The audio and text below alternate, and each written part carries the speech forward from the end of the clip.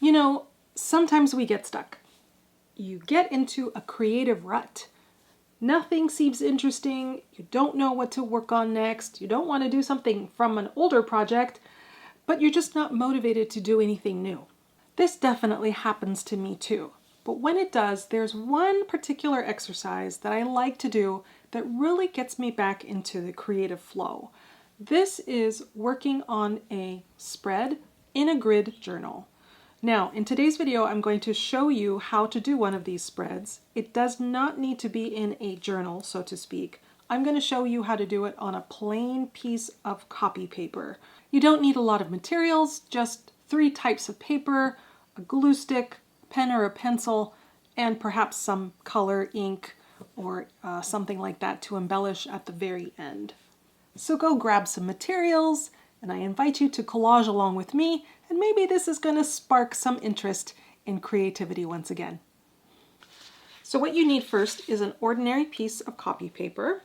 I am going to fold it in half because I'm only going to use half of the page. I'm also going to fold it in half the other way just so that I know where the halfway point is on the page. So I am just going to do one side. Okay. Now the next thing you need is something that you can use to make grids. So you can take a ruler and you can, make lines, or you can take something that's already in the shape that you want and use that. So I've got some samples here of sticky notes, pads of sticky notes. So you could do something like 2 grids or 2 squares like this, one on top of the other. Or you could do a bunch of these little squares, another option. This is a pretty standard size for sticky notes. This one, this is about 2 inches, 2 inches by 2 centimeters. It is 5 by 5, okay? So I'm gonna use this one, and with the pencil, I'm just gonna trace these. And it does not need to be perfect. I already know where's the halfway point. It's right here. So I am just going to trace these. And it can be just as rough or as precise as you want it to be. I just basically want to know where these squares are, so I'm not going to fuss too much about where they are falling. Okay, grid is made. In addition to the grid, you will need 3 kinds of papers. The first kind of paper you're looking for is a pattern paper, something that you would find in a pad, for example, of pattern paper. Pick something that has a bold design to it. I have this leftover scrap of Florentine paper. I think I want to use some of these, so this is going to be my pattern. Now, in addition to your pattern paper, look for 2 other kinds of papers that can complement this. And I don't mean necessarily complement in color, just complement in design. I will take out a bunch of my collage papers. So what I will do is I will take my pattern paper and then just kind of hold them up to it and see what would possibly work. So I like text, that could work. Could I do map? No, I don't think so. This is the wrong colors. This has got a really busy design, and I already have a busy design, so I don't want to clash too much with this. Text, here's another example. This is handwriting. Very nice, very beautiful. Something like this as well might be interesting, especially because it has this pink line. So that could be interesting. That might be good. Rows of numbers. Yep, that could also work. Music. It's interesting, so I think this might work as well. Other things, this is like the wrong color. No, too busy. Numbers and a form. No, it's just the wrong color. Okay, I think I'm going to stick with this stuff. Okay, so here are my grid squares. What I want to do is take some of my pattern paper and tear it. And I'm going to tear kind of big pieces. Well, maybe not that big. That's kind of big. Too big. So let me cut it a little smaller. Okay, good, good. This one, this one. Bigger is better because you can always tear down, but if they're too small, then you can't bring it back up. So I'm just going to do that and that. Okay. Now, what kinds or what papers should I choose additionally for this? I want 2 other types of paper. Let me try the music next. So just going to put some pieces in here. So that and that. Okay, so I've got those. Next, I'm going to do the numbers. I already have some of these torn out, so I'm just going to place them here for now, like this. Now, this is all of the paper pieces that I need.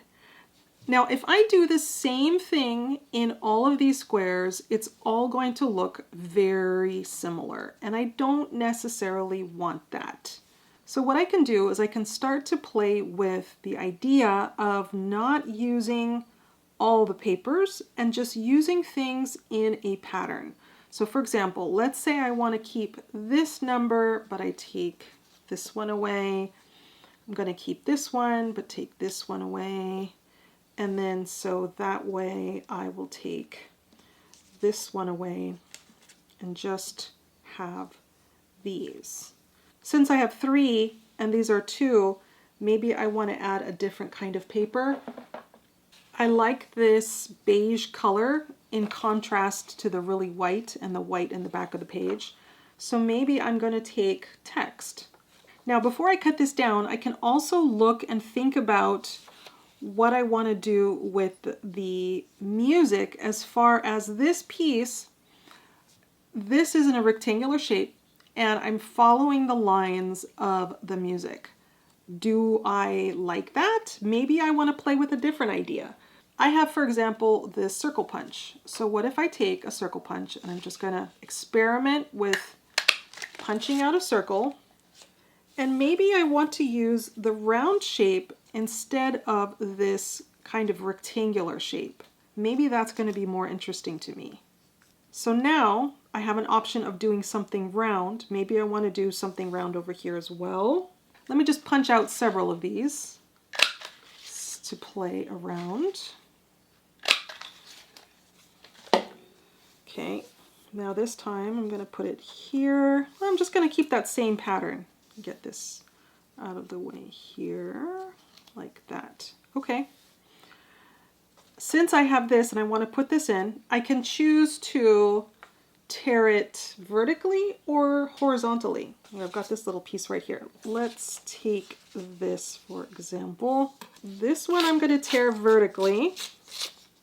So just like the numbers are vertical, the text is vertical. Or now I will experiment with horizontal. I like that these numbers are vertical, but maybe I want all the text to be horizontal. So I will put this with the round pieces, this text. That's a lot of decision making, isn't it?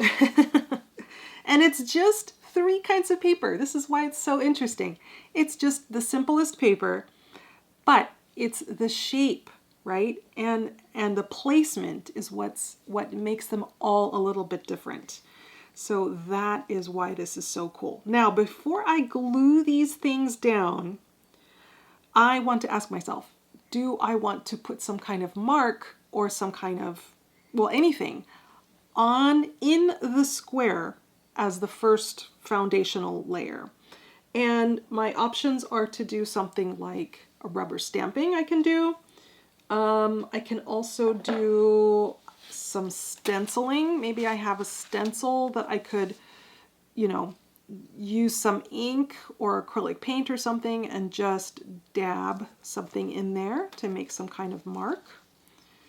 Whatever you want to do, however you want to decorate those pieces. Or you don't want to do anything at all, and maybe you want to do some embellishing at the end with a rubber stamping or so.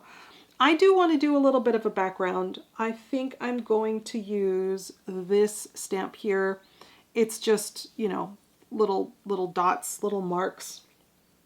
And I've got this pink ink, so I am going to push these off. Now you can take a photo if you are worried about the placement. You love the placement exactly where it is and you don't want to start all over again. I think it's not too complicated. It's only 3 papers, so I'm not gonna worry about it too much. I'm just gonna push them off. And now I am simply going to stamp on here. Now, could be again also, maybe you don't want to stamp on all 6 of the squares. Maybe you want to do them in 3s. So let's start with that and see how that looks.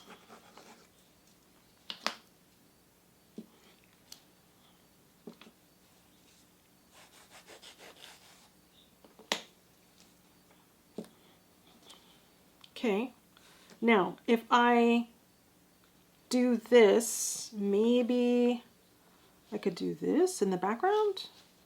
Okay, I'll try it. Just for fun. This is a very light pink and I'm not pressing too hard on it because I want it to be in the background and I don't want it to pull too much attention away from the other paper pieces.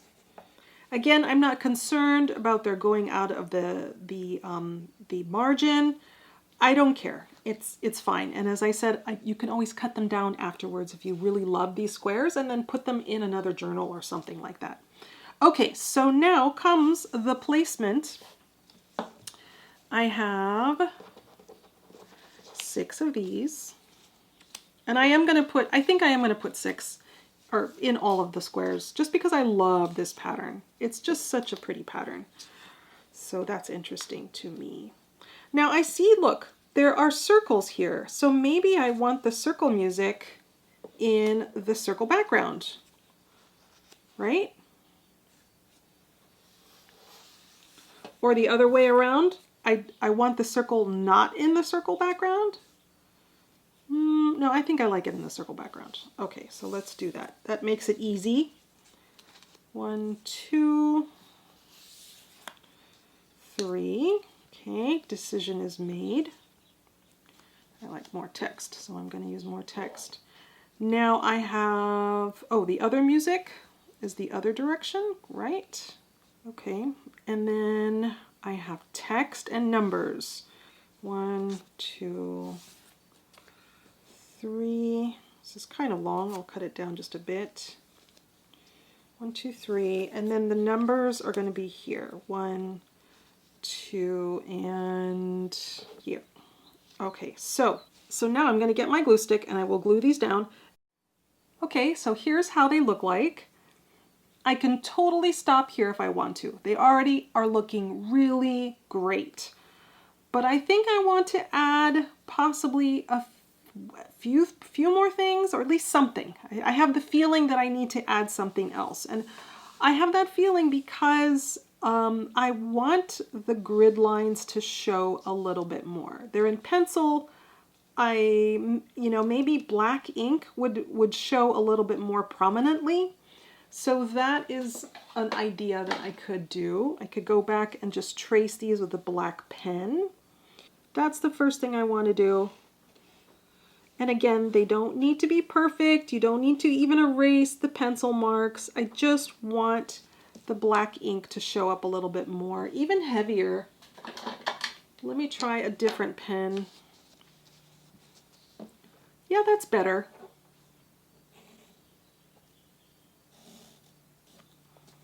Okay, that's helpful. Very nice.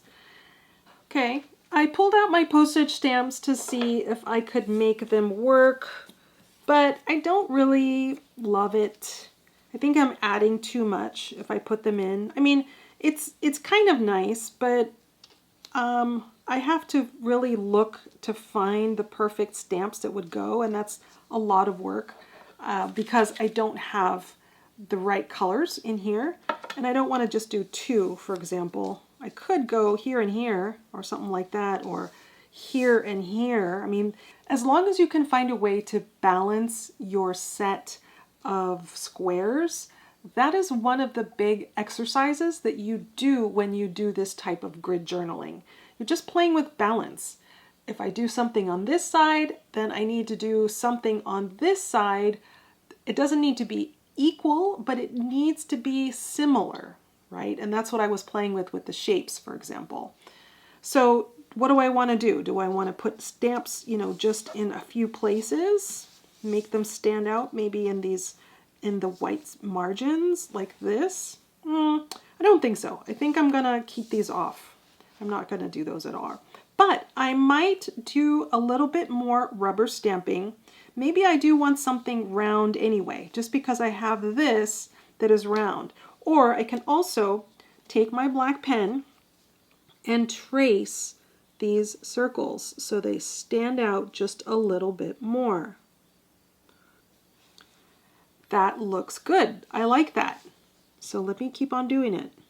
Okay. Now, since I have circles here, maybe I want to do another kind of circle rubber stamp over here, or some other shape to kind of break up these rectangles. So let me see what I have. Another thing you can do is you can take things that can make marks. So this was something that had tape on it, and this was for thread, for sewing thread.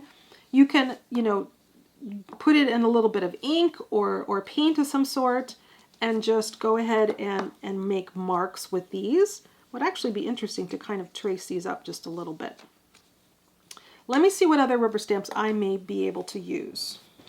I have this stamp, which is just kind of dots in a circle. I could use this.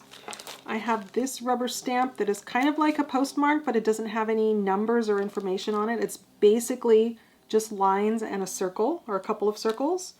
Actually, I think I'm going to use this just because it's easier. And the color I'm going to choose is purple. I need to test this on something white. Yeah, that's perfect. 1, 2, maybe here and here. Okay, I'm going to do that.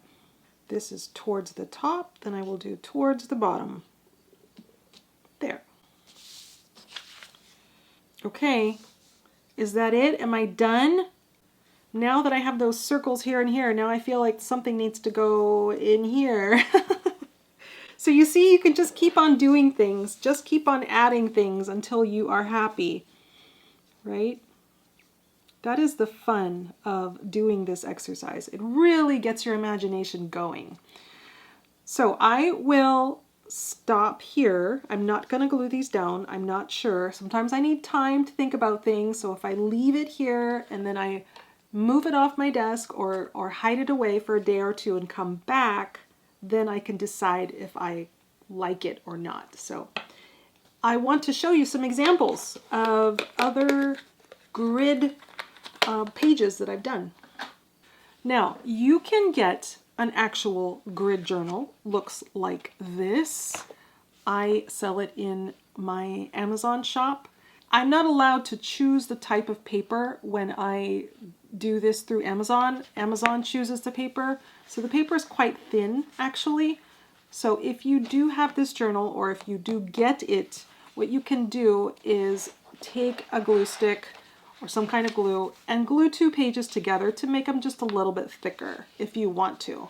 I kind of like fewer pages in my notebooks and journals anyway, so I don't mind doubling them up. So that's one option. Otherwise, take an ordinary journal, a blank journal, and then do what I did. Just take your, stack of sticky notes and trace a whole bunch of squares, or use a ruler, whatever you want to do, to create your own grid journal. So now some examples that I have in here, I was playing with pattern. That's all I was doing. So here you can see what stands out right away are the red postage stamps.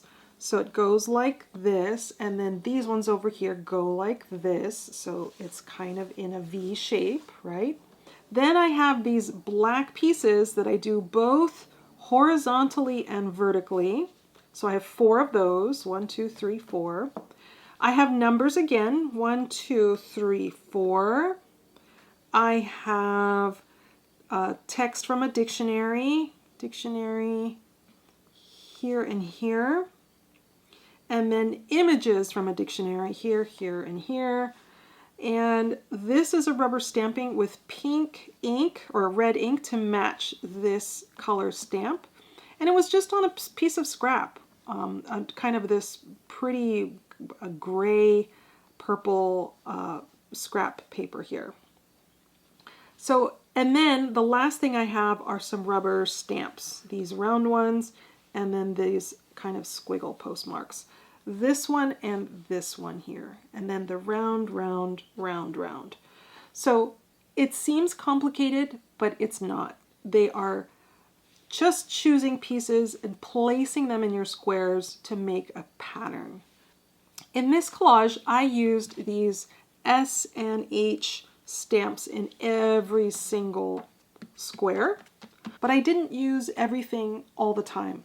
For these rubber stampings, these red ones, I only used in this pattern. These gold stars, I only used in this pattern. This one is one of my favorites because I have very clearly a very prominent piece of pattern paper. So I used this pattern paper in all of the squares. I used this piece of Chinese text, which is on a very beigey paper, and the beige stands out really nice in contrast with the white background. I used a little bit of stenciling. I used a stencil with paste, modeling paste, and so there's texture on here. If you run your finger over it, you could feel it.